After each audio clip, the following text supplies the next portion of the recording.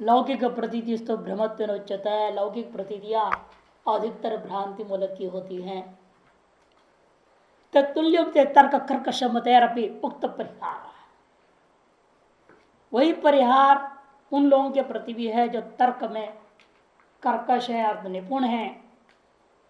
ऐसे वादी जो होंगे वो उल्टा अनुमान जो करते हैं उनको भी हम यही तर्क से खंडित कर देंगे। क्या अनुमान कर रहे हैं वो लोग? वो कहते चक्षु आलोक असहकृतम रूपी ग्राहकम, चक्षुओं में ऐसा भी सामर्थ्य है प्रकाश आदि की सहायता के बिना रूपी द्रव्य को, अंधकार रूपी एक रूपी द्रव्य को प्रकाशन करने का सामर्थ्य से मान रहा है। चक्षु आलोक असहकृतम रूपी ग्राहकम भवती, द्रव्य ग्राहक इंद्रियत्वात्, द्रव्य का ग्राहक इंद्रिय होने से त्वगिंद्रियवत, त्वगिंद्रिय भी द्रव्य का प्रत्यक्ष करता है और उसको आलोक की जरूरत है क्या?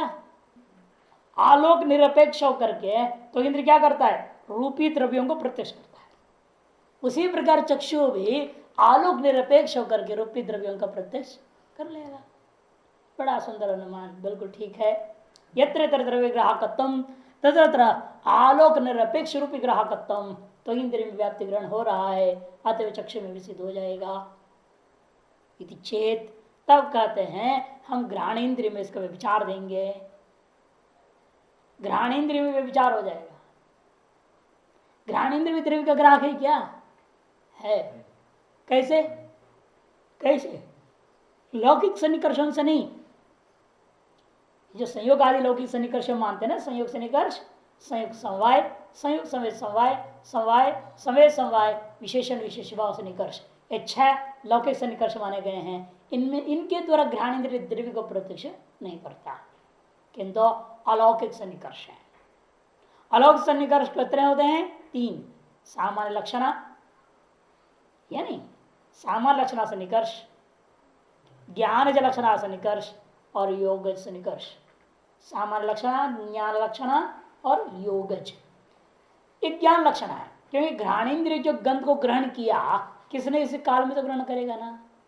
तभी तो बार बता रहे सवेरे सवेरे बड़ा सुगंध आ रहा था, सुगंध ग्रहण किया घ्राणेन्द्र ने, सवेरे को हाथ जोड़ दिया आपने। घ्राणेन्द्र तो सवेरे के साथ सुगंध को ग्रहण किया क्या, कि केवल सुगंध को ग्रहण करता है? यदि घ्राणेन्द्र केवल सुगंध को ग्रहण करेगा तो कालादि का प्रसाद उसका संबंध ग्रहण नहीं हो सकता। तब कहते ज्ञान लक्षण से निकर्ष है और सामान्य लक्षण से निकर्ष रूपी 2 निकर्ष हैं हमारे पास, जिनके आधार पर ये घ्राणेन्द्रिय भी श्रोत इंद्रिय भी द्रव्य का प्रत्यक्ष कर लेते हैं। इसे कहते काल ग्राहक घ्राणेन अनेकांतिकम, काल को ग्रहण करने वाला घ्राणेन्द्रिय के द्वारा अनेकांतिकता हो गया, विचार दोष हो जाता है। कि वहां पर क्या है? चक्षु आलोक निरपेक्ष रूपी ग्राहकत्व नहीं है। घ्राणेन्द्रिय जो है रूपी द्रव्य का ग्रहण नहीं कर रहा है ना, काल को ग्रहण कर दिया, काल का प्रत्यक्ष कर रहा है, दिशा का प्रत्यक्ष ग्रहण कर रहा है। अरे पूर्व दिशा सुगंध आया, घ्राणेन्द्र पूर्व दिशा को भी पकड़ रहा है। भले ज्ञान लक्षण सन्निकर्ष से, अलौकिक सन्निकर्षों के द्वारा ग्रहण कर लेंगे। अलौकिक सन्निकर्ष ये होता ही ऐसा है जो अंतःकरण संबंध मात्र से होता है। वो चक्षु ने देखा किसी चीज को, वहां चंदन का टुकड़ा पड़ा है और पूर्व दिशा में चंदन का टुकड़ा पड़ा है, उसने अंदर में रिपोर्ट पहुंचा दिया पूर्व दिशा में चंदन का टुकड़ा पड़ा है। इतने वहां से हवा आया और घ्राणेन्द्र ने उस सुगंध ग्रहण कर लिया। घ्राणेन्द्र ने भी अंदर रिपोर्ट कर दिया कि सुगंध है, चंदन का सुगंध है। अब मन ने क्या कर दिया? इन दोनों ज्ञानों को आपस में जोड़ लिया। पूर्व दिशा में चंदन का जो टुकड़ा है उसका यह सुगंध है, ऐसे एक वाक्य बना लिया उसने। अथवा सुगंध मात्र से कल्पना कर लिया, वो लकड़ी वो दूर दिखाई दे रहा है, लेकिन वहां से तो हवा से अनुमान करना पड़े, हवा आगे सुगंध, तो अनुमान कर लिया चंदन का लकड़ी है वहां पूर्व में, कि वहां से आता हुए हवा में सुगंध है। तो इसको कहते ज्ञान लक्षणासन निकर्ष से मन जो है, माने घ्राणेन्द्रिय जो है, मन की सहायता से क्या करता है? काल का भी प्रत्यक्ष करता है, दिशा का भी प्रत्यक्ष करता है। और काल और दिशाएं कैसे हैं? रूपी द्रव्य नहीं है, अरूपी द्रव्य है। अतएव रूपी ग्राहकत्व रूपी साध्य का अभाव आ गया ना, रूपी ग्राहकत्व का अभाव आ गया कहां? ग्रहण इंद्रिय में। क्योंकि ग्रहण इंद्रिय अरूपी द्रव्य जो काल और दिशा का भी प्रत्यक्ष कर रहा है, भले अलौकिक सन्निकर्ष किसी भी सन्निकर्ष से कर रहा हो। कि आपने साध्य में तो नहीं कहा लौकिक प्रत्यक्ष, लौकिक सन्निकर्ष तो कहा नहीं है, कोई विशेषण नहीं है, सीधे सीधे आलोक निरपेक्ष रूपी ग्राहकत्व का अभाव, इसलिए कहा या काल का ग्राहक ग्रहणेन्द्रिय में आया, वहां पर हेतु बैठा है द्रव्य ग्राहकत्व। क्योंकि ग्रहणेन्द्र क्या है? काल रूपी द्रव्य का ग्राहक इंद्रिय हो गया, तो साध्य भावाधिकरण हेतु हो गया, तो अनेकांतिक हो गया। इतना ही नहीं, यदि कहोगे और विस्तृत इस विचार इस दृष्टिकोण से विचार करके देखते हैं तो इसके अनुसार सारी इंद्रियां द्रव्य ग्राहक हो जाएंगे। सारी इंद्रियां क्या है? द्रव्य ग्राहक होंगे। फिर द्रव्य ग्राहक इंद्रिय के विशेषण दे रहे हो, द्रव्य ग्राहक के विशेषण व्यर्थ है। कि जब सारी इंद्रिय द्रव्य ग्राहक कर रहे हैं, द्रव्य ग्राहक विशेषण तब न सार्थक होगा जब कोई न कोई इंद्रिय और द्रव्य का अग्राहक हो, तो उसको व्यावर्तन करने के लिए द्रव्य ग्राहक विशेषण देना चाहिए। जब सभी के सभी द्रव्य ग्राहक ही हैं, विशेषण व्यर्थ हो गया। इसे व्यर्थ विशेषणत्वाच्च, व्यर्थ विशेषणता और दो हेतु कह दिया, विचार दोष दे दिया ग्रहण इंद्रिय में और व्यर्थ विशेषणता दोष भी दे दिया गया। अच्छा, चक्षु आलोक निरपेक्षम द्रव्य गृहणाति इंद्रिय साधने, तो ठीक ऐसा करता हूं, फिर सीधे सीधे बोलो। चक्षु आलोक निरपेक्षम द्रव्यम गृहणाति इंद्रियत्व, सीधे सीधे इति साधने ग्रहणेन प्रतिवादिना कालादिरपि अलौकिक निरपेक्ष इंद्रियग्राह्यत्वात् पूर्वोक्त व्यभिचार दोष स्यात्। यहां पर थोड़ी पंक्ति उल्टी सीधी रखी गई है। ग्रहणेन प्रतिवादिना अनैकांतिकता है ना, इसके बाद में उसके नीचे जो पंक्ति दिख रही है कालादिरपि आलोक निरपेक्ष इंद्रियग्राह्यत्वात्, ये होना चाहिए। प्रतिवादिना अनैकांतिकता कालादिरपि आलोक निरपेक्ष इंद्रियग्राह्यत्वात्, ये विश्राम देना। फिर दूसरी लाइन जो शुरू हो रही है, नहीं तव तथा विदम तमएव इति लक्षणम, और वो जो शेष तो ऊपर वाला विवक्षित असाधकत्वंच, वो भी जोड़ देना नीचे। किसके बाद? लक्षणम के बाद। ध्यान में रहा है, लक्षणम के बाद में विवक्षित असाधकत्वंच, ये पंक्ति आएगी कहा? लक्षणम के बाद। नहीं तव तथा विदम तमएव इति लक्षणम विवक्षित असाधकत्वंच, ये ऊपर नीचे कर लेना पड़ेगा, पंक्ति पढ़ना पड़ेगा तभी घटेगा। मिसप्रिंट हुआ है, एक पंक्ति ऊपर नीचे प्रिंट हो गया। एक बार और भी पहले ऐसे हुआ था। प्रतिवादी ना है ना, क्योंकि यदि ऐसे कहो ठीक है, फिर हम सब हटा करके हम ऐसा अनुमान बना देंगे। चक्षु आलोक निरपेक्ष द्रव्य का ग्राहक, रूपी द्रव्य भी नहीं बोला इसलिए द्रव्य ग्राहकम, क्यों? इंद्रियत्व इति साधने, ऐसा आप अनुमान सिद्ध करना चाहोगे तो भी ग्रहणेन्द्रिय के द्वारा प्रतिवादी के माध्यम से वह भी खंडित अनेकांतिकता स्यात्। क्यों? कालादिरपि आलोक निरपेक्ष इंद्रियग्राह्यत्वात्, कालादि कैसे हैं? आलोक निरपेक्ष इंद्रियग्राही होने के कारण से। ये ग्रहणेन्द्रिय या श्रोतेन्द्रिय आदि जो काल और दिशा को प्रत्यक्ष कर रहे हैं, वो आलोक निरपेक्ष होकर के ही ये इंद्रियां उन काल को दिशाओं को प्रत्यक्ष कर लेते हैं। रात्रि में कहीं सुगंध आ रहा हो तो ही प्रत्यक्ष हो जाएगा, आलोक कहाँ है वहां? शब्द आ रहा है तो प्रत्यक्ष कर ले रहे हो, किस दिशा शब्द आ रहा है, कौन से काल में हो रहा है। काल और दिशा के सहित ही शब्द और सुगंध एवं रस, ये तीन इंद्रियां प्रत्यक्ष कर लेती हैं। अतः आलोक निरपेक्ष होकर के रसन इंद्रिय को, रसन का उस किस काल में हो रहा है, उसको प्रत्यक्ष करने के लिए आलोक की जरूरत है क्या?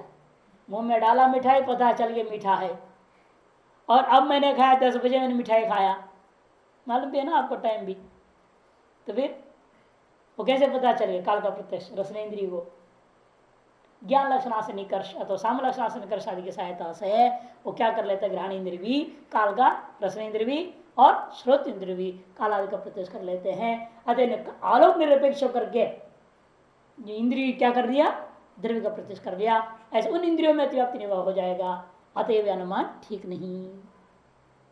इतना ही नहीं तव तथा विदम तमयव लक्षणम विवक्षित असाधिकत्व। इतना ही नहीं, उस प्रकार का तम को आप स्वयं मानते भी नहीं हो, तम नाम का कोई द्रव्य को आप स्वयं मानते भी नहीं हो, फिर कैसे करने जा रहे हो आप ये अनुमान। चक्षु जो है आलोक निरपेक्ष द्रव्य का प्रत्यक्ष करता है, कैसे कह रहे हो जब आप तमह को द्रव्य मानते ही नहीं, आलोक का भावात्मक मानते हो। ये भी एक आपत्ति दे रहे हैं।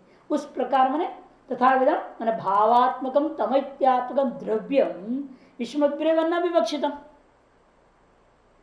अतएव ऐसा लक्षण जब आप नहीं मानते हो, आप विवक्षित तम का कैसे सिद्धि करोगे, इस अनुमान से नहीं कर सकते हो। इतना ही नहीं, आलोक का भाव दोनों मत में स्वीकृत है या नहीं। अब अंधकार एक पृथक पदार्थ है, द्रव्य है या नहीं है, ये बात तो छोड़ो, क्योंकि हमने खंडन कर दिया द्रव्य नहीं हो सकता।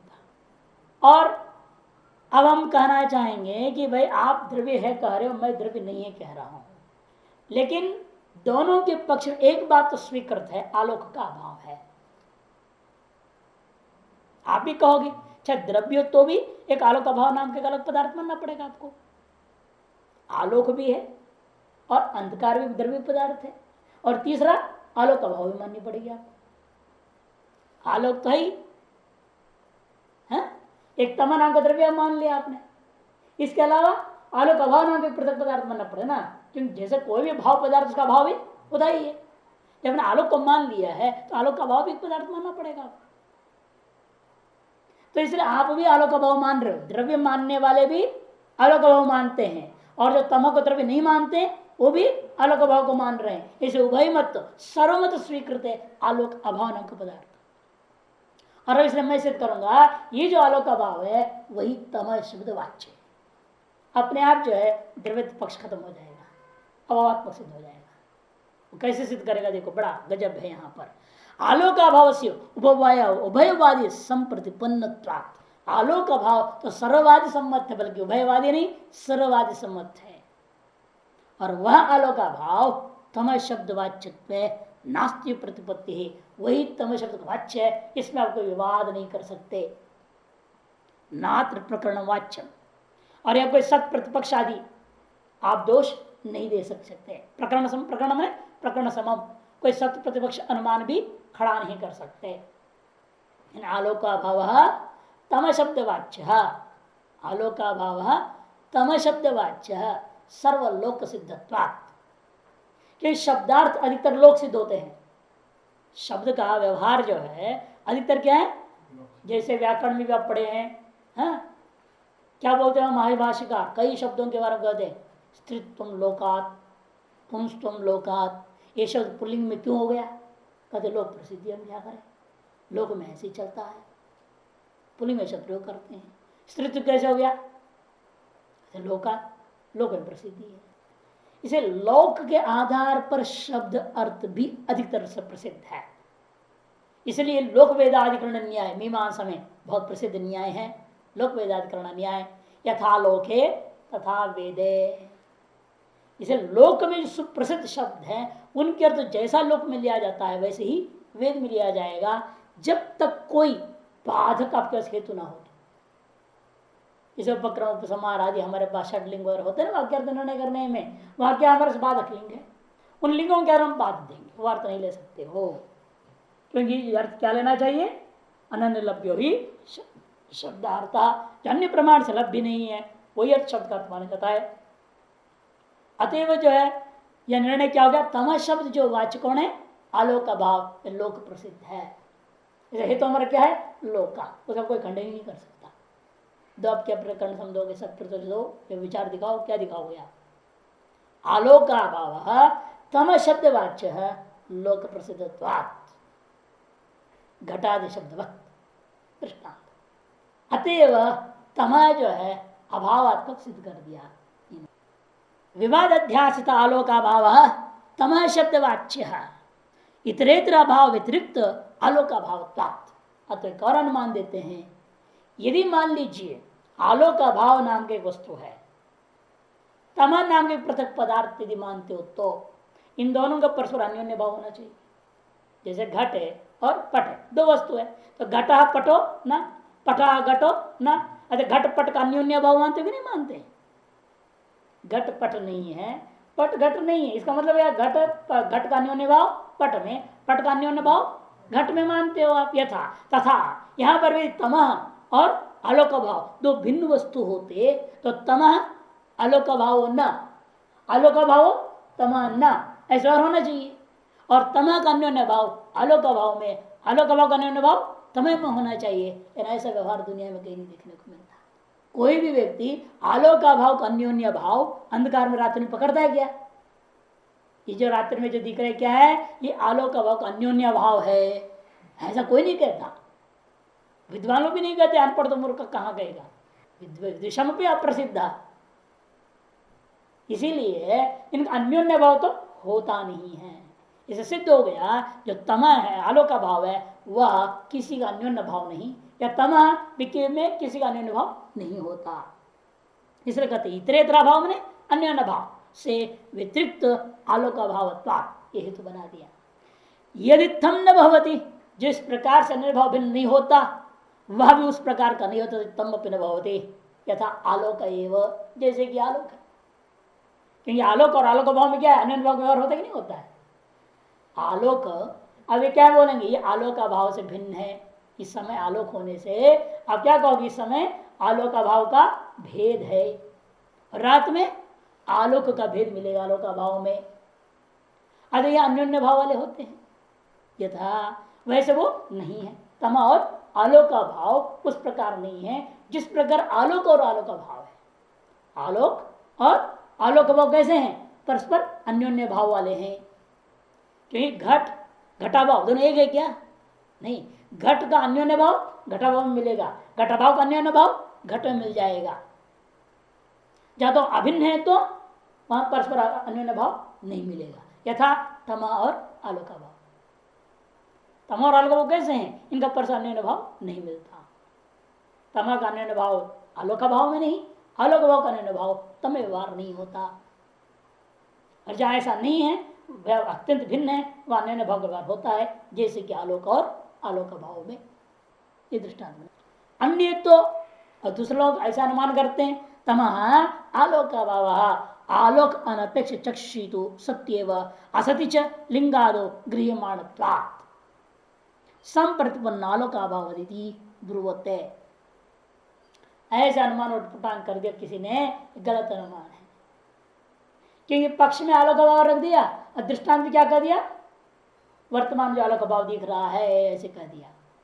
अब प्रश्न उठेगा, ये जो दृष्टांत वाला आलोक का भाव है वह पक्ष से भिन्न है कि अभिन्न है? यदि अभिन्न नहीं कहा तो फिर दृष्टांत नहीं रह गया, या नहीं? इसे प्रश्न उठा देखिए, तत्र कौ पक्ष सपक्ष, पक्ष में जो आलोक का भाव है और दृष्टांत में जो आलोक का भाव है, इनमें जो दो आलोक आलोक कौन कौन है? भिन्ना भिन्न इति चिंतनीय, भिन्न है कि अभिन्न? भिन्न है तो अनवस्था दोष होगा। एक आलोक का भाव को दृष्टांत करके दूसरे आलोक का भाव को तम शब्दवाच्य सिद्ध कर दिया आपने, है ना? लेकिन पहले वाले आलोक का भाव को तम शब्दवाच्य कौन सिद्ध करेगा? पक्ष में तो आपने सिद्ध कर दिया, यदि उससे भिन्न है दृष्टांत आलोक का भाव, उस आलोक का भाव भी तम शब्दवाच्य कौन सिद्ध करेगा? यदि अभिन्न है तो दृष्टांत तो हानि, वो दृष्टांत नहीं रहेगा, वही पक्ष कोटि में आ गया, तो दृष्टांत कहाँ रहेगा? भिन्न होगा तो दृष्टांत का जो आलोक का भाव है वह तम शब्दवाच्य नहीं हो पाएगा। वो सिद्ध होगा वहां पक्ष में सिद्ध कर रहे हो, दृष्टांत सिद्ध नहीं है। यदि दृष्टांत में सिद्ध है फिर पक्ष में भी सिद्ध है तो समानत्व, फिर अनुमानी का उच्छेद हो जाएगा। इसे भिन्न पक्ष में भी आपत्ति है, अभिन्न पक्ष में भी आपत्ति है, अतएव यह अनुमान ही गलत है। योगी मानस ग्रहत्वाच्च अवधारण असंभवेन हेतु सिद्धिश्च। और ये जो अपने का आलोक अनपेक्ष चक्षुषी सती एवं असति च लिंगादो कह दिया आपने। लिंग आदि कोई प्रमाण अन्य न हो, लिंग मने हेतु, उपमान में सादृश्य ज्ञान, शब्द अन्य प्रमाणों का जो कारण है उनके अभाव में ऐसा आपने जो कहा हेतु के अंतर्गत विशेषण आपने दिया असति च लिंगादो, ये घटता नहीं है क्योंकि योगी को तो मानस प्रत्यक्ष सब कुछ कर लेता है। वो योगी का तो मानस प्रत्यक्ष के विषय संसार का सारे चीज है, चाहे आलोक भाव रूपी तम हो या तम पृथक द्रव्य हो, कुछ भी हो, वो योगी का मानस प्रत्यक्ष विषय है। इसे अलिंग असति लिंगादो नहीं घटा। लिंगादि के अंतर्गत क्या है? योगी का मानस रूप प्रत्यक्ष भी आ गया, वो विद्यमान है। असत्य कैसे बोला आपने? इसलिए हेतु ही का स्वरूप असिद्ध है। तस्मात एवं प्रयोग करवा, इसलिए ऐसा ही प्रयोग करना चाहिए। अनुमान क्या करना चाहिए? तमापदम आलोका भाव वाचकम। जो तमपद कैसा है? आलोका भाव का वाचक है। आलोक अनपेक्ष चक्षुग्राह्य वाचकत्वा, आलोक निरपेक्ष करके चक्षुग्राही वस्तु का वाचक होने से आलोक भाव पदवत, आलोक का भाव के समान नहीं बोलना, आलोक भाव पद के समान बोलना। इस तरह से तमापद और आलोक भाव दोनों पर्यायवाची भी सिद्ध हो जाता है। तमापद और आलोका भाव पद क्या हो गया? पर्यायवाची स्थापित कर दिया। अतएव तम नाम को पृथक द्रव्य न होने से 9 द्रव्य होते हैं जो सिद्ध कर चुके हैं। इस प्रकार से द्रव्य प्रकरण पूर्णता को प्राप्त हो रहा है। तो प्रकरण समाप्ति को लेकर मंगलाचरण कर रहे हैं। यहाँ पर निरूपितो द्रव्य पदार्थ एष नव प्रकारो मुदमातन्य तु नवात्मक त्रिदशाधिपस्य त्रिलोक पूज्य त्रिपुरांतकस्य। द्रव्य पदार्थ निरूपित है। यह द्रव्य नामक पदार्थ का हमने निरूपण कर दिया है। जो निरूपित पदार्थ है वो कितने प्रकार का है? 9 प्रकारो द्रव्य पदार्थो ऐसा निरूपित। 9 प्रकार वाला द्रव्य नामक पदार्थ हमने निरूपण कर दिया है। और यह निरूपण जो किया हुआ है क्या हो? मुदम आतनो, तो यह परमात्मा में प्रसन्नता को पैदा करे, है ना। ईश्वर प्रीत्यर्थम बोलते हैं ना, ईश्वर की प्रसन्नता के लिए। इसलिए ईश्वर में ऑलरेडी प्रसन्नता है ही, अब क्या पैदा करोगे तुम? इसलिए प्रसन्नता विस्तार होवे और विस्तार हो। मुदम आतनोत,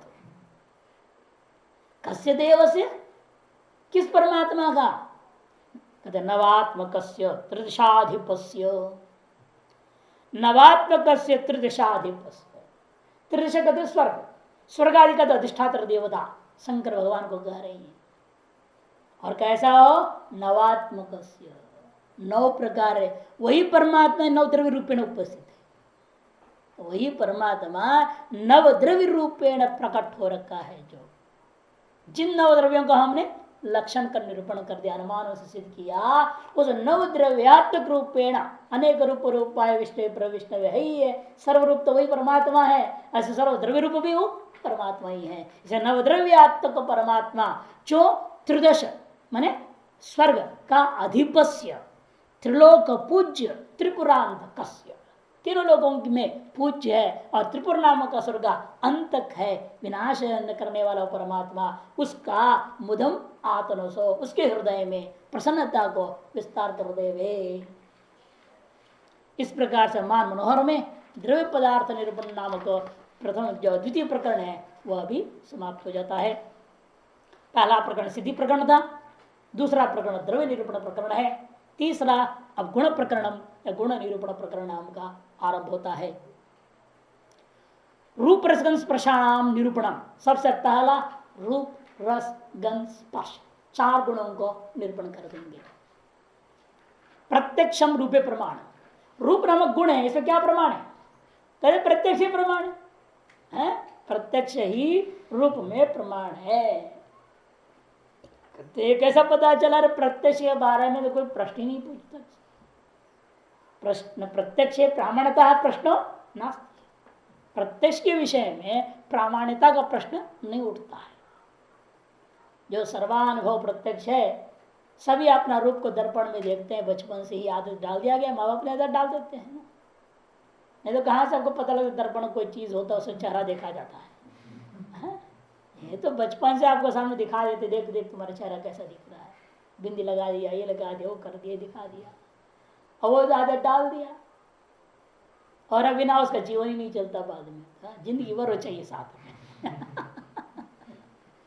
प्रत्यक्षम रूपे प्रमाण, प्रत्यक्ष में रूप में प्रत्यक्ष ही प्रमाण होता है, उसकी प्रामाणिकता की कोई चिंता की जरूरत नहीं है। विवादास्पदम घटोत्पत्ति अनंतर काले जायते, विवाद जो रूप है अब उसकी उत्पत्ति के लिए अनुमान करेंगे, उसके सद्भाव में हमें कोई प्रमाण की जरूरत नहीं, रूप के सद्भाव में उसके अस्तित्व में कोई प्रमाण की अपेक्षा नहीं है, प्रत्यक्ष प्रमाण से सिद्ध है। लेकिन उत्पन्न होता है वो कि नहीं होता है रूप, ये विचारने विषय है। तो रूप उत्पन्न होने वाला वस्तु है ये हम सिद्ध करना चाहते हैं, इस रूपोत्पत्ति प्रकार का अनुमान ही है। विवादास्पदम रूपम घटोत्पत्ति अनंतर काले जायते, क्योंकि अलग अलग सिद्धांत है, घटोत्पत्ति का समकाल में उत्पन्न होता है या घटोत्पत्ति उत्तर काल में उत्पन्न होता है। घटोत्पत्ति के पूर्व काल की तो शंका ही नहीं कर सकते, जब घट ही पैदा हो तो घट रूप कहां से पैदा होगा, उसे पूर्व की तो आशंका नहीं है। आशंका तो ही हो सकता है समकाले व अनंतर काले व, युगपद एवं वेदांत वर्ग क्या कहते हैं, साथ साथ हो जाते हैं, घट उत्पन्न होने के साथ साथ घटा रूप उत्पन्न होता है, समकाल में अधिकतर लोगों के मत है।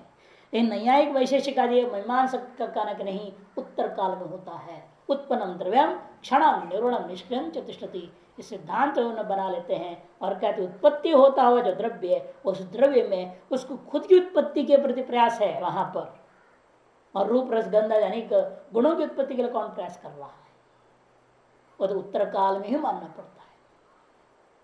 अनंतर काल एवं जायते, घट गुणत्वात्, क्योंकि घट का गुण है ना, पहले घट उत्पन्न हो जाए तब ना उसका गुण पैदा होगा। अब घट ही उत्पन्न नहीं हुआ उसका गुण कहां से पैदा होगा, घट उत्पन्न हो रहा है, खुद ही पैदा हो रहा है, अभी उसी समय उसका बेटा कहां से पैदा हो जाएगा है? बाप बेटे दोनों साथ में पैदा थोड़ा हो जाएंगे। इसी प्रकार से घट और उसका गुण रूप दोनों बाप बेटे के समान है, पहले घट पैदा होगा उसके बाद उसमें रूपात्मक गुण रस वगैरह वगैरह गुण पैदा होते हैं। घट गुणत्वात् संप्रतिपन्न घट संयोगवत, जैसे सर्वमत सिद्ध घट संयोग के समान। दो घट का संयोग कब पैदा होता है, दोनों घटों की उत्पत्ति के बाद। जब तक दोनों घट पैदा ना हुए हों उन दोनों में संयोग कर लेगा कोई, नहीं कर सकता ना। दोनों घट पैदा हो गया उसके बाद उनका संयोग होता है। यथा तथा रूप भी घटोत्पत्ति के अनंतर ही उत्पन्न होने वाला गुण है, घटनिष्ठ गुणत्वात्, घटनिष्ठ गुण होने से।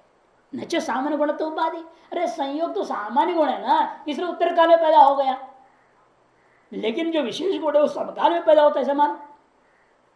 इस तरह से सामान्य गुणत्व उपाधि पूर्व पक्षी देना चाहता है। उपाधि कैसे बन रहा है देखो, साध्य का व्यापक भी बनेगा, ये साधन का व्यापक बनेगा। यत्र घटोत्पत्ति अंतर काल जायत्वम तत्र सामान्य गुणत्व, संख्या पृथक्त्व संयोग विभाग, यही तो है ना सामान्य गुण आपके पांच। संख्या है, पृथक्त्व है, संयोग है, विभाग है और परत्व परत्व, अथवा पृथक्त्व को मानते, पृथक नाम का गुण। ये जो सारी चीजें कैसी हैं, घटोत्पत्ति के अनंतर काल में उत्पन्न होने वाले वस्तु हैं, वहां सामान्य गुणत्व इसलिए साध्य का व्यापक हुआ और साधन का व्यापक भी है। यत्र घट गुणत्व तत्र सामान्य गुणत्व नहीं है, घट गुणत्व कहाँ है, रूप में भी है, वहां सामान्य गुणत्व नहीं है। इस साध्य का व्यापक होता हुआ साधन का अव्यापक होने से सामान्य गुणत्व उपाधि हो गया, ऐसा आप नहीं कह सकते। तत्गत परिमाण आदि नाम पे पश्चात उत्पत्ति प्रसंगा, समस्या होगा फिर घट का परिमाण जो है वो भी पश्चात उत्पन्न होने लग जाएगा। क्योंकि आप यदि कहोगे सामान्य गुणत्व रूप उपाधि इसको खंडन कर दोगे फिर तो क्या समस्या होगी, तदगत परिमाण आदि नाम अपनी पश्चात उत्पत्ति प्रसंगात, क्योंकि घटगत परिमाण आदि भी उत्पत्ति पश्चात माननी पड़ जाएगी, हमें वो इष्ट नहीं है। यथा सामान्य गुण पश्चात उत्पन्न होता है तो परिमाण को भी पश्चात उत्पत्ति मानना पड़ जाएगा, क्योंकि अधिकतर लोग परिमाण को भी सामान्य गुण में गिन लेते हैं, जो उनके मत में क्या हो जाएगा, फिर परिमाण भी बाद में पैदा होता मानना पड़ेगा। ऐसा नहीं होता, घटोत्पत्ति काल में घट का परिमाण भी साथ साथ पैदा होता है, पहले घट पैदा हो गया बाद में इतना लंबा चौड़ा हो गया, ऐसा नहीं कहा जाएगा ना।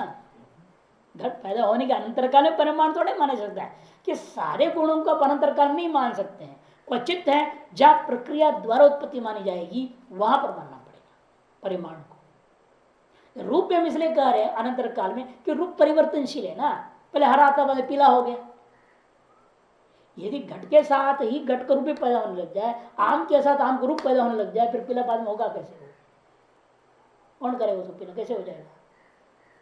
आम नष्ट हो जाएगा, मानना पड़ेगा। नया आम आगे पीला आम, जब पक जाएगा तो पीला आम नया गया को हो गए। इसे रूप परिवर्तन वाला द्रव्य का रहते हुए हम रूप परिवर्तन देख रहे हैं, इसे रूप को तो अनंतर उत्पन्न वाला वस्तु मानना पड़ जाता है। इन परिमाण है अनंतर उत्पन्न वाला नहीं मान सकते। इस तरह से कि विशेष गुणों में भी आपको नियम बनाना पड़ता है, कार्य के आधार पर यह सिद्धांत बनानी पड़ती है। कौन समकाल में पैदा होगा, कौन अनंतर काल में पैदा होता है, कार्य को देखकर। कार्यानुमेया, ये सब क्या है? कार्यानुमेया है। अच्छा ठीक है, रूप उत्पन्न होने वाला वस्तु है वो अनंतर उत्पन्न होता है, ये आपने सिद्ध कर दिया। लेना विचार करना है रूप आदि में कार्य है क्या? वो कार्यता की सिद्धि पार्थिव परमाणु गत रूप में भी कार्य सिद्ध करना है। घटादि का रूप तो कार्य है ही है, उत्पन्न होता तो सिद्ध कर दिया है हमने। घटादि के रूपों में नहीं बोल रही है अभी कार्य सिद्धि। परमाणुगत रूप में भी कार्य है क्या? वो भी परिवर्तनशील है क्या? इसका अनुमान कर रहे हैं। परमाणुगत रूप भी कार्य है, पृथ्वी के परमाणु का रूप रस गंध स्पर्श चारों पाकज है ना। कार्य होने से पाकज हुआ, ये कार्य नहीं हो तो पाकज कैसे होता? वो नित्य हो तो पाक से बदल दोगे उसको? इससे पहले हमें कार्य तो सिद्ध करना पड़ेगा, कार्य सिद्ध करने के बाद पाकज तो सिद्ध करना पड़ेगा। इसलिए आप अनुमान में क्या है ना, पार्थिव परमाणु को ही लेना। विवादास्पदम कार्यम पार्थिव विशेष गुणत्वात्। विवादास्पद कौन है? पार्थिव परमाणुगत रूप। पक्ष क्या है? पार्थिव परमाणुगत रूपम। वो कैसा है? वो कार्य। क्यों? पार्थिव परमाणु मैंने पृथ्वी के परमाणु का विशेष गुण होने से घट रूपवत, घट रूपवत दृष्टांत बना दिया। अब उस पर कोई उपाधि देता है, कार्यगत तो उपाधि। तो जो कार्यगत होता है वही कार्य होता है। कार्यगत जो होता है वो कार्य हो जाता है। घट क्या है? कार्य है। अतः उसमें रहने रूप भी कार्य है। जो कार्यगत नहीं है वो कार्य भी नहीं है, पूर्व पक्ष कहना। जैसे परमाणु क्या है? कार्य नहीं है, इसलिए उसमें रहने रूप भी कार्य नहीं हो सकता। ऐसा तर्क दे रहा है पूर्व पक्षी। न च कार्यगत तो उपाधि, या विश्राम दिया न घट रूपवत अनुमान विश्राम हो जाए, उसके बाद दोष दे रहे हैं। न च कार्यगत तो उपाधि, कार्यगत को उपाधि करके नहीं कहना। क्यों? परमाणु संयोग संस्कार आदि आद्य संस्कार आदि व्यापनात्, आदि में अव्यापनात् के साध्य का व्यापक नहीं बन रहा है। कहा? परमाणु संयोग संस्कार आदियों में। परमाणु का संयोगजन्य संस्कार में यह साध्य व्यापक नहीं बनता। साध्य क्या है? कार्यत्म। परमाणु का संयोग भी कार्य है ना, कि परमाणु का नित्य संयोग तो होता नहीं। ईश्वर की इच्छा संयोग हो गया, दोनों बना, दोनों से तसरण होता, वो कार्य बन रहा है, पृथ्वी बना। अच्छा, परमाणु में जो उत्पन्न जो संयोग है वो कैसा है? नित्य में रहने वाला होते हुए भी कार्य है। और परमाणु में संस्कार है, परमाणुओं में अनंत कार्यों का संस्कार है। अतएव परमाणुओं से ईश्वर क्या कहता है? अपने मर्जी से जो जैसे कार्य पैदा कर देता है, सबका संस्कार उसमें है। किस परमाणु से क्या पैदा करना ईश्वर की मर्जी है। सब पृथ्वी परमाणु है। कौन सी परमाणु में कुत्ते बनने का है, कौन सी परमाणु गधे बनने का है, किस परमाणु में मनुष्य बनने का है, क्या मालूम। ऐसे पार्थिव परमाणु सब पार्थिव शरीर तो पैदा हो रहे हैं उनसे। ईश्वर अपना संकल्प से पृथ्वी के परमाणुओं को जोड़ करके सारे कार्यों को बनाता है। अतएव उन परमाणुओं का संयोग और परमाणु में रहने संस्कार ये सब क्या है? कार्य है। वहां साध्य है, लेकिन अब उपाधि है क्या? कार्यगतत्व नहीं। परमाणु में नित्य, नित्यगत है। परमाणु क्या है? नित्य, नित्य में रह रहा है ना वो। अतः साध्य रहता हुआ उपाधि नहीं रहा, मतलब क्या? साध्य का अव्यापक हो गया। इसलिए कहते हैं परमाणु संयोग संस्कार आदि अव्यापनात् नायम उपाधि, ये उपाधि नहीं हो सकता। अतः हमारा अनुमान बिल्कुल सही है। परमाणुगत पृथ्वी परमाणुगत रूप भी कार्य ये सिद्ध हो गया। एक और अनुमान कार्य सिद्धि के लिए कर रहे हैं। विवादास्पदम कार्यम संख्या परिमाण पृथक गुरुत्व संस्कार व्यतिरिक्त सती पार्थिव गुणत्वाद पार्थिव परमाणु संयोगवत। पार्थिव परमाणुगत रूप आदि कैसे हैं? विवादास्पदम कार्यम मैंने पार्थिव परमाणुगत रूप आदि कार्य हैं। संख्या परिमाण पृथक गुरुत्व संस्कार व्यतिरिक्त सती पार्थिव गुणत्वाद, क्योंकि वो कैसा है?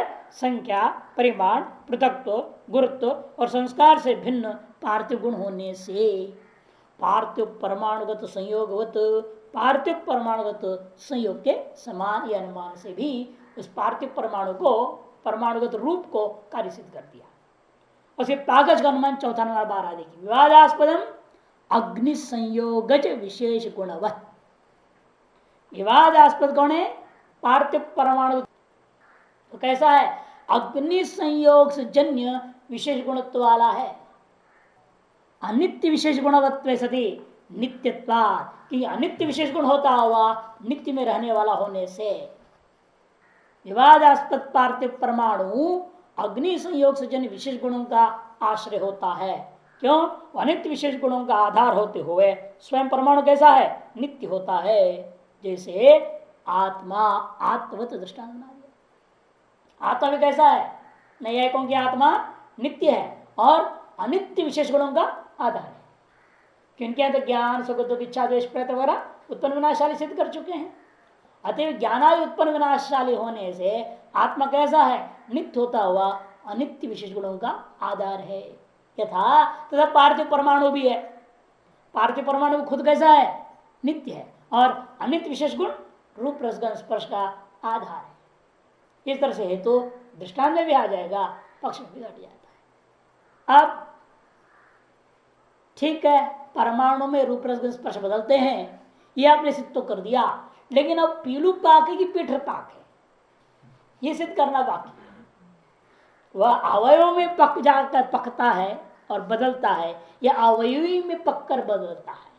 पीलू माने अवयव, अवयव में ही पक करके बदलता है या अवयवी में बदलता है। अवयवी में बदलता है या अन्यों का पक्ष है, इन वैशेषिक सिद्ध करेगा नहीं, अवयवी में नहीं बदलेगा।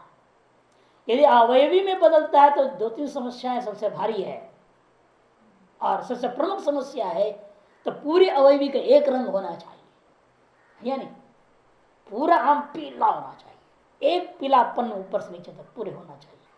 कई आम में देखो इधर थोड़ा सा हरा रह जाता है, इधर कहीं कुछ हो जाता है, कहीं लाल लाल सा भी हो गया, पूरा लाल भी नहीं होता, पूरा पीला भी नहीं होता, पूरा हरा भी नहीं रह जाता, कहीं हरा कहीं पीला कहीं लाल कैसे हो गया? इसको तो पूरे अवयवी में बदला नहीं है, कुछ अवयव में लाल हो गया, कुछ अवयव पीला हो गए, कुछ हरा रह गए। इसे अवयव में ही बदलते मानना ज्यादा श्रेष्ठ है, अवयव में रूप रसगंध स्पर्श बदलते मानना अनुचित है, ऐसा पीलुपाकवादी अपने तर्क देते हैं। इसलिए पीलुपाकवाद स्थापित करने देंगे पांचवा अनुमान से विवादास्पदम अवयवी आश्रय काले न रूप जनकम आश्रयत्वात् जलानुवत। विवादास्पद जो पार्थिव परमाणु है द्रणुकादि अवयव के विद्यमान रहते हुए उसमें रूप आदि की उत्पत्ति नहीं हो सकती। अवयवी आश्रय काले न रूप जनकम, जब परमाणु अवयवी का आश्रय है, इसका मतलब कि अवयवी बना हुआ है, अवयवी के बने रहते हुए रूप आदि का जनक नहीं होगा। अवयवी आश्रय काले न रूप जनकम, पक्ष क्या लेना? परमाणु को लेना। विवादास्पदम परमाणु, कौन सा परमाणु? पार्थिव परमाणु। पार्थिव परमाणु कैसा है? अवयवी आश्रय काल में वह अपने में रूपों का परिवर्तन नहीं करता है, मैंने अवयवी के नाश के बाद ही परिवर्तन करता है। जब तक द्वणुक रूप अवयवी बना रहेगा तब परमाणु रूप का परिवर्तन नहीं होगा। जब तक द्वणुक रूप अवयवी बना रहे, घट तो बहुत दूर की बात है, घट तो नष्ट होना ही है, घटा सारे नष्ट होकर के द्वणुक भी बनाई रह जाए तो रूप का परिवर्तन नहीं होगा। द्वणुक भी नष्ट हो जाएगा, परमाणु अलग अलग हो जाएंगे, फिर उनमें रूप परिवर्तन होगा। रूप परिवर्तन होने के बाद फिर ईश्वर की इच्छा से दोनों परमाणु जुड़ेंगे और क्रमशः घट की उत्पत्ति हो जाएगी जीव का अदृष्ट के आधार पर। और कुछ हद तक इनका तर्क बिल्कुल सही भी है, बोल बिल्कुल सही भी है। क्यों हम लोग एक दिन विचार किए थे ना, भाई गाय घास खाती है, हम लोग रोटी दाल पानी खा रहे हैं, खाया एक रूप वाला था और बना क्या क्या, कैसे बन गया?